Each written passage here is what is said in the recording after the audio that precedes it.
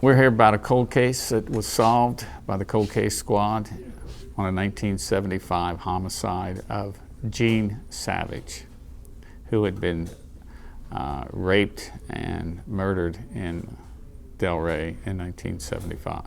Jean Savage lived in a new development off of Skyline Drive in Delray Beach. It was a aero club place where they could land planes, and at the back of their houses. On the day of the homicide, Jean Savage was with a neighbor. She had been shopping in Delray. The neighbor dropped her off, and that was the last time she was seen alive. When her husband returned home, he discovered her dead in a spare bedroom. It was such a savage, brutal murder that this woman had to suffer.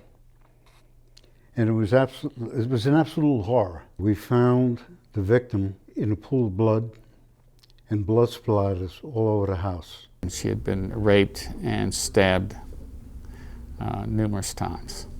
Such a sweet person.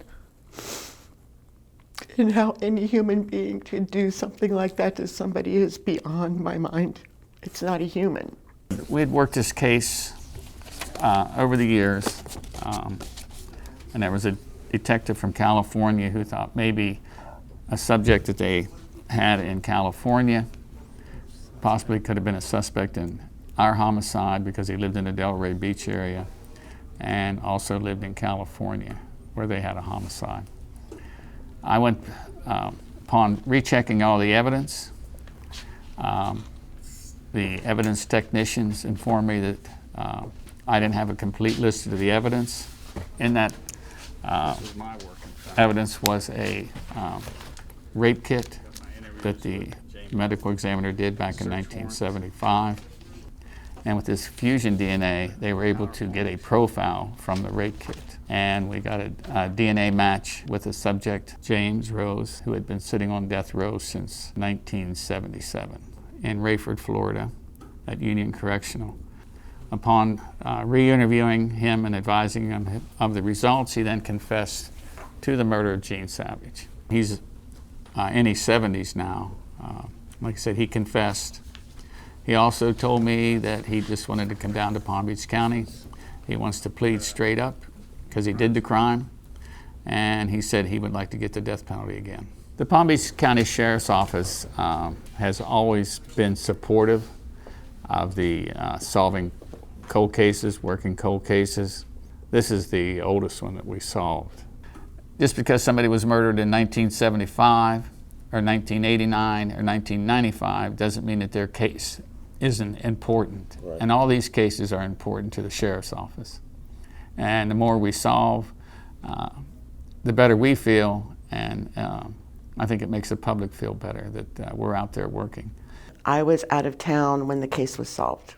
A friend texted me and said, "I forgot to tell you, but your friend's murder was solved." And that brought on the tears of the last week.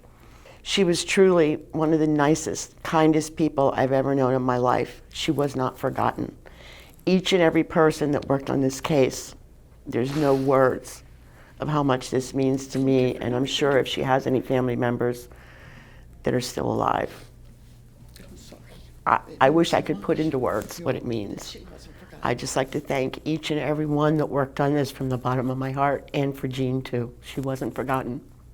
When I heard that they got him to the DNA, I was elated. It made me feel good that all the work that myself and the other detectives did on the case was finally solved. It wasn't in vain, and there was closure to her family and the law enforcement personnel. It made me feel really good. It's amazing. When I got that text, I thought somebody was playing a bad joke on me. I thought she was forgotten.